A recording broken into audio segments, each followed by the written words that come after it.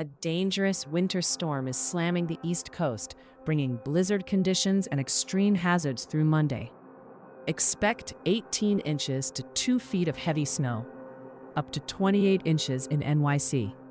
Gusts of 40 to 70 miles per hour will cause widespread power outages and coastal flooding.